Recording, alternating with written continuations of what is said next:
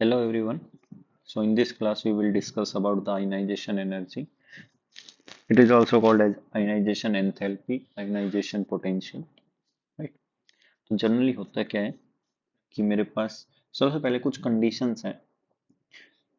Definition पढ़ लीजिए उसके बाद समझाता हूँ. It is minimum amount of energy required to remove the outermost shell electron from an isolated gaseous atom in its ground state.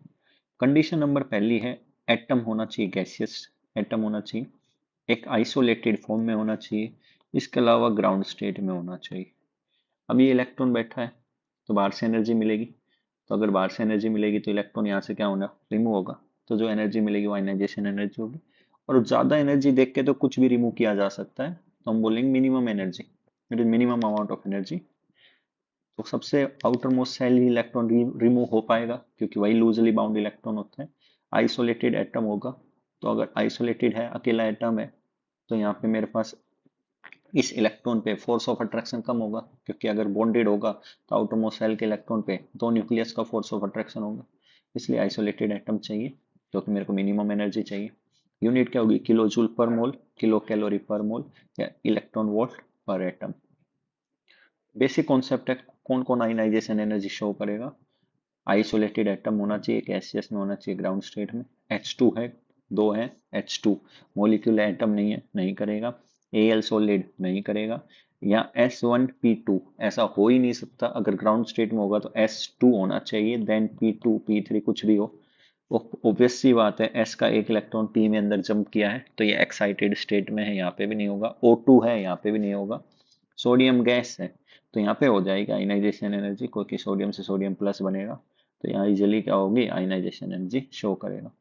For neutral atom the process of ionization energy is always endothermic. अगर neutral atom है तो आप energy दोगे तभी electron remove होगा. तो ionization energy कैसा concept है, एंडोथर्मिक है. मतलब डेल्टा एच क्या होता है, पॉजिटिव होता है. कैटायन के केस में भी क्या होता है, एंडोथर्मिक होता है. For only some anions it is exothermic. For example मैं कहता हूँ बेरिलियम नेगेटिव है, यहाँ से अगर इलेक्ट्रॉन रिमूव करूँ तो ये बन जाएगा beryllium. 1s2 2s2 2p1 1s2 2s2. और हर कोई 2p1 से 2s2 बनना पसंद करेगा, बेरिलियम नेगेटिव से बेरिलियम बनना पसंद करेगा क्योंकि यहाँ पे s क्या हो रहा है, फुल्ली फिल्ड हो रही है. तो मतलब मैं कह सकता हूँ ये प्रोसेस कैसा होगा, एक्सोथर्मिक होगा. कैटायन है एंडो, न्यूट्रल एटम है एंडो, एनायन है तो जनरली क्या होगा, एंडो. और समटाइम्स क्या होगा, एक्सो. वो कौन सा केस होगा, group 18 second and nitrogen. Next आता है सक्सेसिव आयनाइजेशन एनर्जी. सक्सेसिव मतलब कंटिन्यूस. आयनाइजेशन एनर्जी मतलब आप कंटिन्यूस इलेक्ट्रॉन रिमूव करोगे तो कैटाइन चार्ज बढ़ता रहेगा. यही आयनाइजेशन एनर्जी सक्सेसिव है. किसी एटम में से एक इलेक्ट्रॉन निकालना और पहला इलेक्ट्रॉन निकालना एक ही बात है. किसी एटम में से दो इलेक्ट्रॉन निकालना और दूसरा इलेक्ट्रॉन निकालना अलग बात है. दो इलेक्ट्रॉन मतलब I1 प्लस I2 और दूसरा इलेक्ट्रॉन निकालना मतलब I2 की बात हो रही. किसके रिस्पेक्ट में बात कर रहे हैं वो मैटर करता है.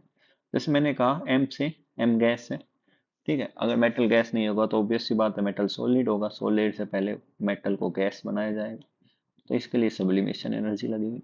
ये मैंने मान लिया कोई एलिमेंट M है, अभी मेटल नहीं कह, एलिमेंट M है, गैसियस स्टेट में है. तो यहाँ पे एक एनर्जी देते हैं, let me suppose E1 energy, तो M प्लस बन जाएगा. E2 एनर्जी दूंगा M प्लस 2, E3 एनर्जी दूंगा तो M प्लस 3. मैंने मान लिया कि M से M प्लस बन रहा है तो यहाँ से एक इलेक्ट्रॉन रिमूव हुआ है तभी बना है. और आपने तो रिमूव कर दिया, तो ये फर्स्ट आयनाइजेशन एनर्जी हो गई किसकी, M गैस की. अगर मैं यहाँ से कंपेयर करूँ यहाँ से, तो यहाँ से जो इलेक्ट्रॉन निकाला है, एक इलेक्ट्रॉन निकाल चुका है, दूसरा इलेक्ट्रॉन हम निकाल रहे हैं. तो दूसरा इलेक्ट्रॉन निकाल रहे हैं, तो अगर मैं दूसरा इलेक्ट्रॉन निकाल रहा हूँ तो ऑब्वियस सी बात है मैं इसके रिस्पेक्ट में दूसरा इलेक्ट्रॉन निकाल रहा हूँ. आप देखो M से M+2 बना है मतलब दो इलेक्ट्रॉन रिमूव कर रहा हूँ, तो इसके रिस्पेक्ट में तो ये I2 है M के रिस्पेक्ट में. और M प्लस से M+2 गया तो M प्लस से तो एक ही इलेक्ट्रॉन निकला है. तो ये कौन सी एनर्जी है, फर्स्ट आयनाइजेशन एनर्जी है. किससे रिस्पेक्ट में, M प्लस के रिस्पेक्ट. M से M+3 बना तो M के रिस्पेक्ट में तीन इलेक्ट्रॉन रिमूव किए हैं तो I3 है M के रिस्पेक्ट में.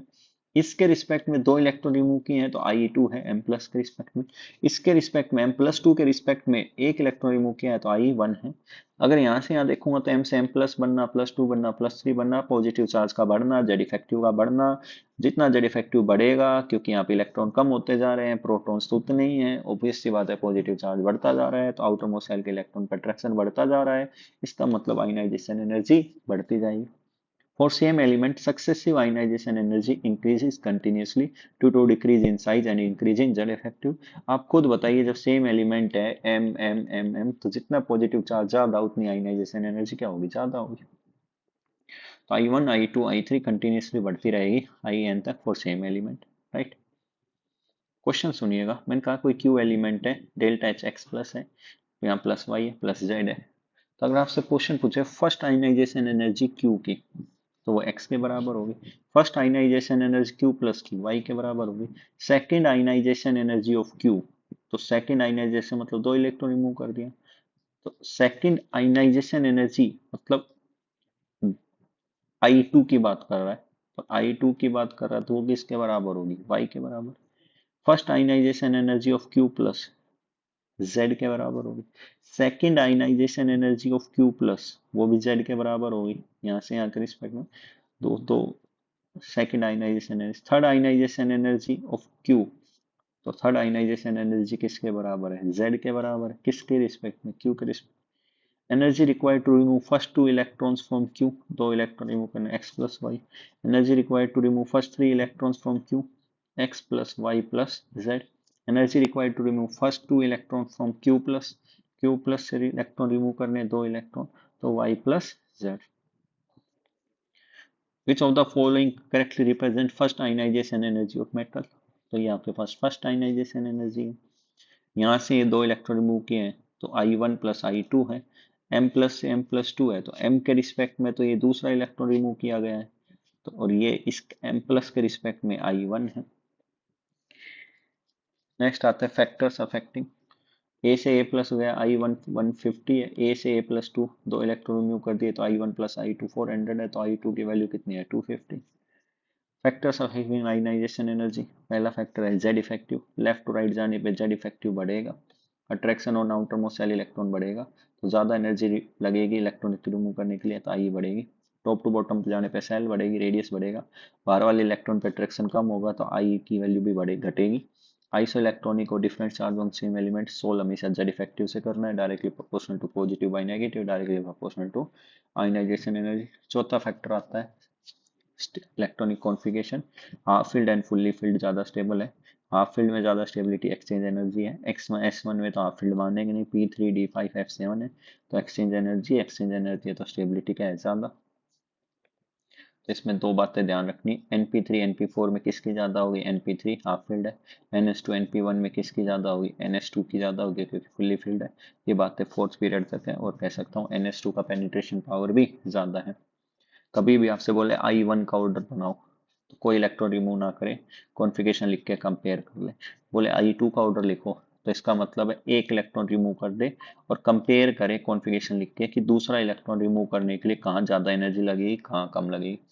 कह दे I4 का ऑर्डर लिखो तो 3 इलेक्ट्रॉन रिमूव कर दे और कॉन्फ़िगरेशन लिख दे, फिर चौथा इलेक्ट्रॉन रिमूव करने के लिए कंपेयर करे कहाँ ज़्यादा एनर्जी लगेगी, कहाँ कम एनर्जी लगेगी।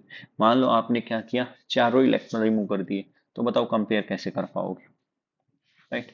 तो लेफ्ट टू राइट जाने पर जेड इफेक्टिव बढ़ता है, आयनाइजेशन एनर्जी बढ़ती है, तो P6 P5 P4 P3 P2 P1 S2 S1 ये ऑर्डर चलता है।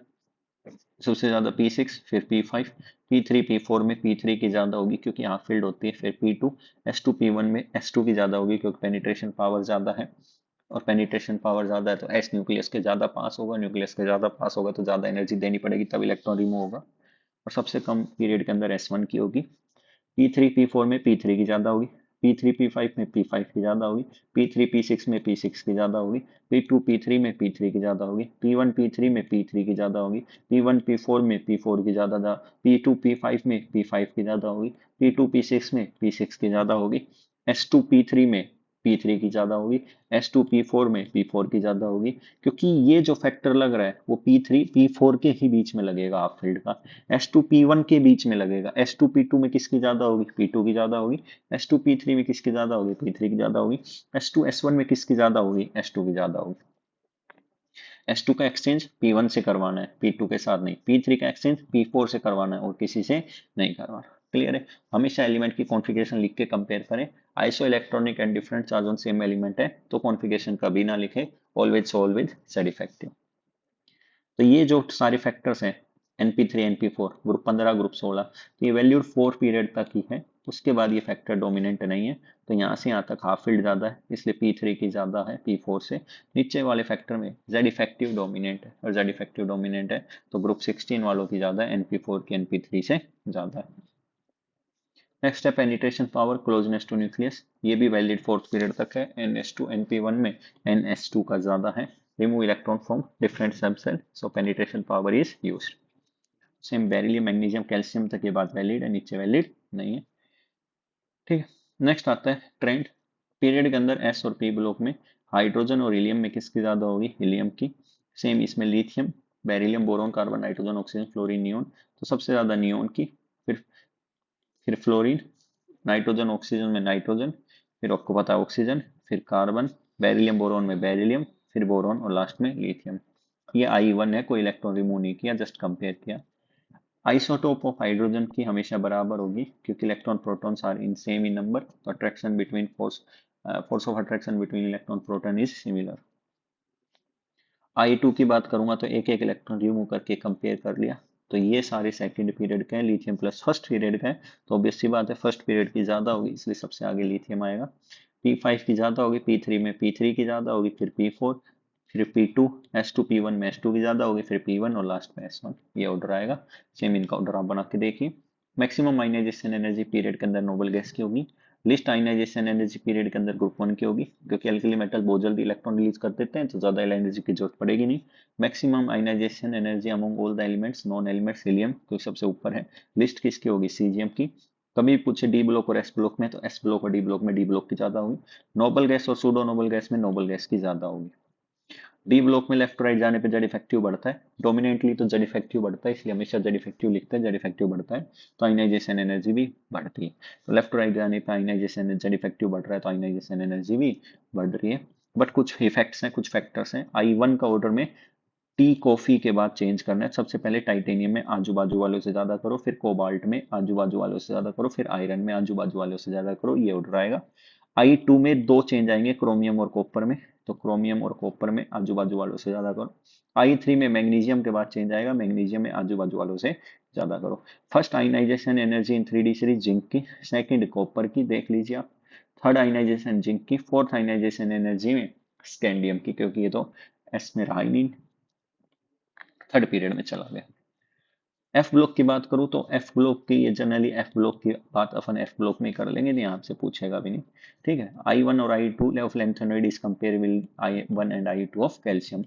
I1 कैल्शियम की और I मतलब कैल्शियम के बराबर ही रहती है नियरली, तो यहाँ पे इनकी I1 है वो 600 के आसपास है और यही I1 किसकी होती है, कैल्शियम की। I2 1200 के आसपास है, यही किसकी होती है, कैल्शियम की। तो I1 and I2 of lanthanoids is almost comparable with I1 and I2 of calcium respectively. This point is also valid for lanthanum. ये lanthanum गैडोलिनियम है, ल्यूटेटियम है, तो यहाँ से आपको दो इलेक्ट्रॉन रिमूव करने हैं। ठीक है। तो I1 और I2 बोलेगा तो ये दो इलेक्ट्रॉन रिमूव हो गए। I3 है तो ये इलेक्ट्रॉन रिमूव होंगे। तो I3 की वैल्यू लो होती है, क्यों होती है, क्योंकि इसको पता है एक इलेक्ट्रॉन ये रिमूव होते ही 4f बन जाऊंगा, जीरो है ना, नोबल गैस बन जाऊंगा। 5d1 रिमूव होते ही हाफ फील्ड बन जाऊंगा, 5d1 रिमूव होते ही फुल्ली फील्ड बन जाऊंगा, इसलिए थर्ड आयनाइजेशन एनर्जी लो होती है। नेक्स्ट टॉप टू बॉटम जाने में ग्रुप 1 2 16 17 18 में कोई दिक्कत नहीं, सेल बढ़ेगी, साइज बढ़ेगा, आयनाइजेशन एनर्जी घटेगी। ग्रुप 13 में इफेक्ट है ट्रांजिशन कॉन्ट्रैक्शन, लेंथेनाइड कॉन्ट्रैक्शन, या दो कॉन्ट्रैक्शन लगते हैं इफेक्टिवली। साइज जो था वो मेनली ट्रांजिशन कॉन्ट्रैक्शन की वजह से, ट्रांजिशन कॉन्ट्रैक्शन की वजह से ज्यादा चेंज आ रहा था, लेंथेनाइड कॉन्ट्रैक्शन की वजह से साइज में चेंज नहीं आ रहा था। बट ग्रुप 13 के आयनाइजेशन एनर्जी में चेंज है। ठीक है। सेम ग्रुप 14 में लेंथेनाइड कॉन्ट्रैक्शन लगता है, ग्रुप 15 में कोई भी इफेक्ट कामयाब नहीं है। एक बात बताओ, ट्रांजिशन कॉन्ट्रैक्शन ज्यादा इफेक्टिव है या लेंथेनाइड? आप खुद सोचो। न्यूक्लियस के ज्यादा पास लेंथेनाइड कॉन्ट्रैक्शन की वजह से आएगा क्योंकि 4f की पोर शील्डिंग है, तो थैलियम आगे आएगा, फिर आपके पास गैलियम आएगा। ये बात समझ में आ गई? ऑर्डर है सबसे ज्यादा बोरॉन, फिर थैलियम, फिर गैलियम। याद रखने के लिए ऐसे याद रख लेना, पहले लेंथेनाइड कॉन्ट्रैक्शन वाला आएगा, फिर ट्रांजिशन वाला आएगा, फिर एल्यूमिनियम और फिर इंडियम। सेम यहाँ तो कुछ लगता नहीं है, नीचे ही लगता है, नीचे लगता है तो यहाँ नीचे लेंथेनाइड कॉन्ट्रैक्शन लगेगा तो पीबी ऊपर आ जाएगा, एसएन नीचे आ जाएगा। ग्रुप 14 में नॉन मेटल्स आ गए, सिलिकॉन, जर्मेनियम, मेटेलॉइड्स है और ये मेटल्स हैं। तो मेटल्स, नॉन मेटल और मेटेलॉइड में सबसे ज्यादा नॉन मेटल का होता है, फिर मेटेलॉइड का होता है और फिर मेटल का होता है, ये तो आपको पता ही है। Non metal, metalloid and metal.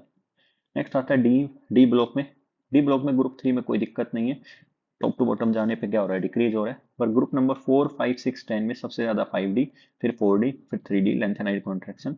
And group 7, 8, 9, 11, 12 में सबसे ज्यादा 5D, फिर 3D एंड फिर 4D। ठीक है।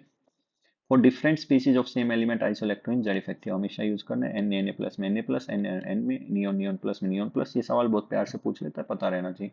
O प्लस 2 में O+2, कॉपर प्लस 2 और कॉपर में कॉपर प्लस 2। ठीक है, अब ये सवाल आप देख लीजिए, इनको सोल्व करके देख लेना। ठीक है, जो डाउट आए वो मेरे से पूछ लें। पोटेशियम एस ब्लॉक का है, कॉपर डी ब्लॉक का है, तो एस ब्लॉक डी ब्लॉक में डी ब्लॉक का हमेशा ज्यादा होगा। सूडो नोबल गैस का सवाल है, सूडो नोबल गैस का कम होगा, नोबल गैस का ज्यादा होगा। ये अपन इलेक्ट्रॉन एफिनिटी में भी पढ़ेंगे, वैसे अपने को एफ एफ माइनस लिख लो, सी एल माइनस लिख लो, और एरो ऐसे चलानी है मिनिमम से मैक्सिमम, मिनिमम से मैक्सिमम, बाकी इलेक्ट्रॉन एफिनिटी में कवर हो जाएगा। नेक्स्ट आता है एप्लीकेशन ऑफ आयनाइजेशन एनर्जी। पहला है metallic nature, electropositive nature, reactivity of metal, inversely proportional to ionization energy, directly proportional to atomic radius. क्योंकि बहुत कम एनर्जी लगेगी ना भाई, क्योंकि मेटेलिक करेक्टर जितना ज्यादा होगा उतनी एनर्जी कम लगेगा, इजीली इलेक्ट्रॉन रिमूव कर देगा। तो ग्रुप 1 की बात करूँ तो lithium, sodium, potassium, rubidium, top to bottom जहाँ में रेडियाई बढ़ेगी, आयनाइजेशन एनर्जी घटेगी, रिएक्टिविटी क्या होगी मेटल्स की, फास्ट होगी। लिथियम बेस्ट रिड्यूसिंग एजेंट होता है गैसियस स्टेट में, और सीजियम बेस्ट रिड्यूसिंग एजेंट होता है गैसियस स्टेट में। लिथियम एक्वस स्टेट में और सीजियम गैसियस स्टेट में। ग्रुप 17 की बात करूँ तो टॉप टू बॉटम जाने पर आयनाइजेशन एनर्जी की वैल्यू घटेगी, मेटेलिक करेक्टर बढ़ेगा, नीचे मेटेलिक मेटल्स आते हैं, नॉन मेटेलिक करेक्टर घटेगा तो रिएक्टिविटी घटेगी, मेटल्स के अंदर रिएक्टिविटी बढ़ती है, नॉन मेटल्स में रिएक्टिविटी घटती है। राइट, तो ये ऑर्डर आ जाता है किसका, रिएक्टिविटी का। नेक्स्ट आता है वैलेंस इलेक्ट्रॉन। तो आप total number of ionization energy count कर लो लार्ज जंप से पहले। अगर आपके पास एक वैल्यू आती है तो ग्रुप 1 का 2 है, तो 2 का 3 है, तो 13, 4 है, 14, 5 है, 15। अब देखो 8, 20 में ज्यादा गैप है, 20, 30, 33 में ज्यादा गैप है, या 33, 320 में गैप है, 33 और 320 के बीच में, नंबर के बीच में ज्यादा गैप है, तो इलेक्ट्रॉन को यहाँ से जंप करवाओ, ऐसे एरो बना लो, जहां से जंप कर रहा है वो वैल्यू काउंट करो और उससे पीछे की वैल्यू, 3 वैल्यू आ गई, एन की वैल्यू 3 मतलब ग्रुप 13। अब इसमें देखो 8, 24, 8, 250, 60 से 250 का गैप ज्यादा है, 190 का गैप है, तो यहीं से जंप करवाओ तो वैल्यू कितनी आ गई, 1, 2, 3, एन की वैल्यू 3, ग्रुप 13। अब 13 है, वैलेंस इलेक्ट्रॉन भी पता चल गई 3 है। ये कह रहा है large jump between second and third, second और थर्ड इलेक्ट्रॉन के बीच में जंप है, लार्ज गैप है, तो लार्ज गैप है तो यहीं से जंप लेगा, तो 2 वैल्यू होगी, दूसरी और पहली, तो एन की वैल्यू 2 आ गई। ठीक है।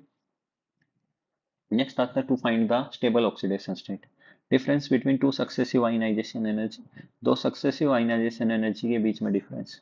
ठीक है, आपसे पूछेगा कौन ज्यादा स्टेबल है। अगर आपका डिफरेंस की वैल्यू लेस देन 11.2 है तो हायर ऑक्सीडेशन स्टेट स्टेबल है, ग्रेटर देन 16 है तो लोअर। देखो छोटी वैल्यू के साथ बड़ी और बड़ी के साथ छोटी।